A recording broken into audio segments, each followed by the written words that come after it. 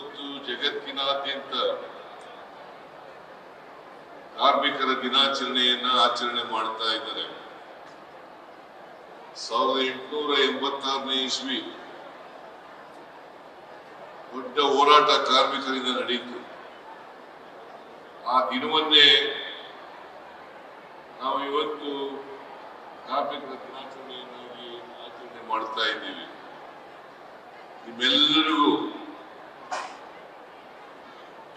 ಮತ್ತೆ ಈ ನಾಡಿನ ಜನತೆಗೆ ಕಾರ್ಮಿಕ ದಿನಾಚರಣೆಯ ಶುಭಾಶಯಗಳನ್ನು ಕೋರ್ಲಿಕ್ಕೆ ಬಯಸ್ತಾ ಇದ್ದೇನೆ. ಕಾರ್ಮಿಕ ದಿನಾಚರಣೆ ಬಗ್ಗೆ ಮಲ್ಲಿಕಾರ್ಜುನ ಖರ್ಗೆಯವರು ಬಹಳ ವಿಚಾರಗಳನ್ನ ಪ್ರಸ್ತಾಪ ಮಾಡಿದ್ದಾರೆ. ನಾನು ಮತ್ತೆ ಆ ವಿಚಾರಗಳನ್ನ ಪ್ರಸ್ತಾಪ ಮಾಡಲಿಕ್ಕೆ ಹೋಗಲ್ಲ. ಇವತ್ತು ಈ ಸಂದರ್ಭದಲ್ಲಿ ಬೆಂಗಳೂರು ನಗರ ಪಾಲಿಕೆಯಲ್ಲಿ ಕೆಲಸ ಮಾಡ್ತಾ ಇರ್ತಕ್ಕಂಥ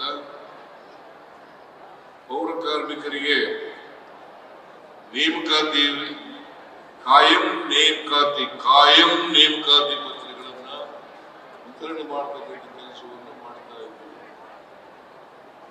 ಸುಮಾರು ದೇಶದಲ್ಲಿ 12 ಲಕ್ಷ ಪೌರ ಕಾರ್ಮಿಕರಿದ್ದಾರೆ. 12 ಲಕ್ಷ ಪೌರ ಕಾರ್ಮಿಕರಿದ್ದಾರೆ. ಮೈಸೂರು ನಗರ ಪಾಲಿಕೆಯಲ್ಲಿ ರಾಜ್ಯದಲ್ಲಿ 38,000 ಪೌರ ಕಾರ್ಮಿಕರಿದ್ದಾರೆ. ಅವರೆಲ್ಲರೂ ಕೂಡ ವಿವಿಧ ಸ್ಥಳೀಯ ಸಂಸ್ಥೆಗಳಲ್ಲಿ ಕೆಲಸ ಮಾಡ್ತಾರೆ. ನಾನು ಹಿಂದೆ ಮುಖ್ಯಮಂತ್ರಿ ಆಗಿರುವಾಗ ನೀವೆಲ್ಲರೂ ಕೂಡ ಬಹಳ ಜನ ಪೌರ ಕಾರ್ಮಿಕರು ಕಾಂಟ್ರಾಕ್ಟ್ ಮೇಲೆ ಕೆಲಸ ಮಾಡ್ತಾ ಇದ್ರು. ಕಾಂಟ್ರಾಕ್ಟರು ಶೋಷಣೆ ಮಾಡ್ತಾ ಇದ್ರು, ಅವ್ರು ದೌರ್ಜನ್ಯ ಮಾಡ್ತಾ ಇದ್ರು, ಇವರಿಗೆ ನ್ಯಾಯಯುತವಾಗಿ ಸಂಬಳವನ್ನ ಕೊಡ್ತಾ ಇರಲಿಲ್ಲ. ನಾನು ಮುಖ್ಯಮಂತ್ರಿ ಆದ್ಮೇಲೆ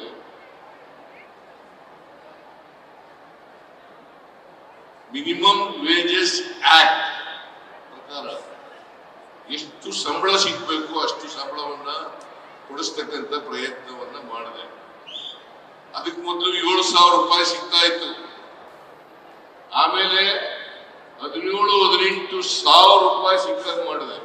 ಆಮೇಲೆ ನೇರವಾಗಿ ಪೌರ ಕಾರ್ಮಿಕರಿಗೆ ಸಂಬಳ ಕೊಡ್ತಕ್ಕಂಥ ಕೆಲಸವನ್ನು ಮಾಡಿದ್ರಿಂದ ಇವತ್ತು ಮಧ್ಯವರ್ತಿಗಳ ಹಾವಳಿ, ಕಾಂಟ್ರಾಕ್ಟರ್ಗಳ ಹಾವಳಿ, ಅನ್ಯಾಯ, ಅದರಿಂದ ನೀವು ಎಲ್ಲರೂ ಕೂಡ ಮುಕ್ತರಾದ್ರಿ ಅಂತಕ್ಕಂಥ ಮಾತುಗಳನ್ನ ಹೇಳಲಿಕ್ಕೆ ಬಯಸ್ತಾ ಇದ್ದೇನೆ. ನಾನು ವಿರೋಧ ಪಕ್ಷದ ನಾಯಕನಾಗಿದ್ದಾಗ ಒಮ್ಮೆ ನಾರಾಯಣ ಮತ್ತು ಇತರ ಎಲ್ಲ ಪೌರ ಕಾರ್ಮಿಕ ಸ್ನೇಹಿತರು ನನ್ನನ್ನು ಕರೆದು ನಾವು ಪ್ರತಿಭಟನೆ ಮಾಡ್ತಾ ಇದ್ದೀವಿ, ನೀವು ಅಲ್ಲಿಗೆ ಬರಬೇಕು ಅಂತ ಮಾತುಗಳನ್ನ ಹೇಳಿದ್ರು. ನಾನು ವಿರೋಧ ಪಕ್ಷದ ನಾಯಕನಾಗಿ ಪ್ರತಿಭಟನಾ ಸ್ಥಳಕ್ಕೆ ಹೋಗಿದ್ದೆ. ಆ ಪ್ರತಿಭಟನಾ ಸ್ಥಳದಲ್ಲಿ ಅನೇಕ ಡಿಮ್ಯಾಂಡ್ಗಳನ್ನ ನೀವು ಇಟ್ಟಿದ್ರಿ. ಈ ಕಾಯಂ ಮಾಡ್ತಕ್ಕಂಥದ್ದನ್ನು ಕೂಡ ಒಂದು ಡಿಮ್ಯಾಂಡ್ ಅನ್ನ ಇಟ್ಟಿದ್ರಿ. ನಾನು ರಾಜ್ಯ ಸರ್ಕಾರಕ್ಕೆ ಒತ್ತಾಯ ಮಾಡ್ತಕ್ಕಂಥ ಕೆಲಸವನ್ನು ಮಾಡುತ್ತೇನೆ. ಒಂದು ವೇಳೆ ಅವರು ಮಾಡದೇ ಇದ್ರೆ ನಮ್ಮ ಪಕ್ಷ ಅಧಿಕಾರಕ್ಕೆ ಬಂದೇ ಬರುತ್ತದೆ, ನಾವು ಬಂದ ಮೇಲೆ ನಿಮ್ಮನ್ನೆಲ್ಲ ಕಾಯಂ ಮಾಡ್ತೀವಿ ಅಂತಕ್ಕಂಥ ಮಾತುಗಳನ್ನು ಹೇಳಿದ್ದೇನೆ. ಅದೇ ರೀತಿ ಇವತ್ತು DK ಶಿವಕುಮಾರ್ ಅವರು ಬೆಂಗಳೂರು ಅಭಿವೃದ್ಧಿ ಸಚಿವರಾಗಿದ್ದಾರೆ. ಅವ್ರ ಮೂಲಕ ನಾವು ತೀರ್ಮಾನ ಮಾಡಿದ್ದೀವಿ, ಇವತ್ತು ನಿಮ್ಮನ್ನೆಲ್ಲ ಕಾಯಂ ಮಾಡಬೇಕು ಅಂತ ತೀರ್ಮಾನ ಮಾಡಿದ್ದೀವಿ. ಸುಮಾರು ಇವತ್ತು 39,000 ಸಂಬಳ ನೇರವಾಗಿ ನಿಮ್ಮೆಲ್ಲರಿಗೂ ಸಿಗುತ್ತೆ.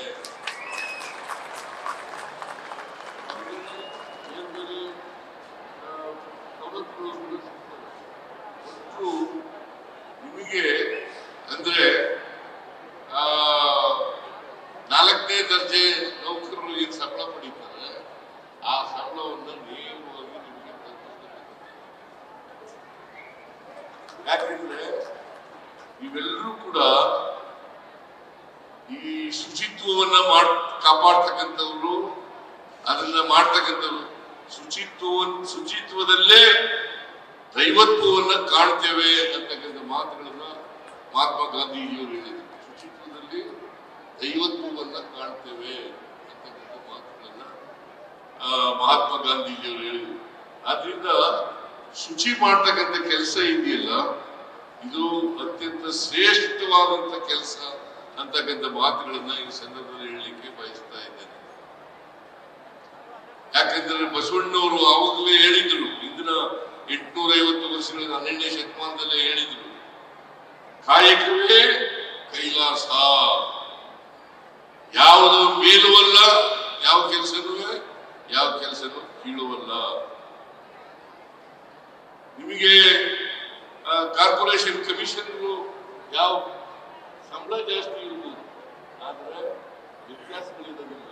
ಅವ್ರು ಮಾಡ್ತಕ್ಕಂಥ ಕೆಲಸ, ನೀವು ಮಾಡ್ತಕ್ಕಂಥ ಕೆಲಸ ಎಲ್ಲವೂ ಕೂಡ ಸಮಾನವಾದದ್ದು, ಸಮಾನ ಗೌರವದಿಂದ ಕಾಣಬೇಕು ಅಂತಕ್ಕಂಥ ಮಾತುಗಳನ್ನ ಈ ಸಂದರ್ಭದಲ್ಲಿ ಹೇಳಲಿಕ್ಕೆ ಬಯಸ್ತಾ ಇದ್ದೀನಿ.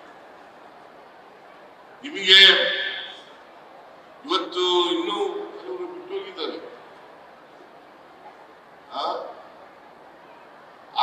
ಇವರು ಲಾರಿನಲ್ಲಿ ಡ್ರೈವರ್ಸು, ಹೆಲ್ಪರ್ಸು ಮತ್ತೆ ಆಪರೇಟರ್ಸ್ ಅವರೆಲ್ಲ ಬಿಟ್ಟೋಗಿದ್ದಾರೆ. ಅವರನ್ನೂ ಕೂಡ ಮುಂದಿನ ದಿನಗಳಲ್ಲಿ ಕಾಯಂ ಮಾಡ್ತೇವೆ ಅಂತಕ್ಕಂಥ ಮಾತುಗಳನ್ನ ಹೇಳಲಿಕ್ಕೆ ಅವರೆಲ್ಲ ಯಾರು ಬಿಟ್ಟೋಗಿದ್ದಾರೆ. ಅವರು ಸುಮಾರು 38,000ರಲ್ಲಿ ಒಂದು 9,000 ಜನ ಬಿಟ್ಟೋಗಿದ್ದಾರೆ. ಹೇಳ್ತೀನಿ, ನಮ್ಮ ಸರ್ಕಾರ ಅದಕ್ಕೆ ಬದ್ಧವಾಗಿದೆ, ಅವರನ್ನು ಕೂಡ ಕಾಯಂ ಮಾಡ್ತಕ್ಕಂಥದಕ್ಕೆ ಬದ್ಧವಾಗಿದೆ ಅಂತಕ್ಕಂಥ ಮಾತುಗಳನ್ನ ಹೇಳಲಿಕ್ಕೆ ಬಯಸ್ತಾ ಇದ್ದೇನೆ. ಜೊತೆಗೆ ನಾನು ಮುಖ್ಯಮಂತ್ರಿ ಆಗಿರುವಾಗ ಪ್ರತಿ ವರ್ಷ ವಿದೇಶಗಳಿಗೆ ಕಳಿಸ್ತಕ್ಕಂಥ ಕೆಲಸವನ್ನು ಮಾಡಿದ್ದೇನೆ. 1,000 ಜನಕ್ಕೆ, ಪೌರ ಕಾರ್ಮಿಕರಿಗೆ 1,000 ಜನರಿಗೆ ವಿದೇಶಕ್ಕೆ ಹೋಗ್ಬೇಕು, ವಿದೇಶ ನೋಡ್ಕೊಂಡು ಬರ್ಬೇಕು, ಅಲ್ಲಿ ಸ್ವಚ್ಛತೆ ಮತ್ತೆ ಅವ್ರ ಜೊತೆಯಲ್ಲಿ ನೀವು ಸಂಪರ್ಕ ಮಾಡಬೇಕು ಅಂತೇಳಿ ಉದ್ದೇಶದಿಂದ ನಾನು ಮಾಡಿದ್ದು. ಅದರಿಂದ ಇವತ್ತು ನಿಮ್ಮನ್ನೂ ಕೂಡ ಮುಖ್ಯವಾಹಿನಿಗೆ ತರಬೇಕು ಅಂತಕ್ಕಂಥದ್ದೇ ನಮ್ಮ ಉದ್ದೇಶ. ಯಾರು ಪೌರ ಕಾರ್ಮಿಕರಿದ್ದಾರೆ ಅವರು ಕೂಡ ಮುಖ್ಯವಾಹಿನಿ ಬರಬೇಕು, ಅವರು ಕೂಡ ಸಮಾನತೆಯಿಂದ ಬದುಕಬೇಕು.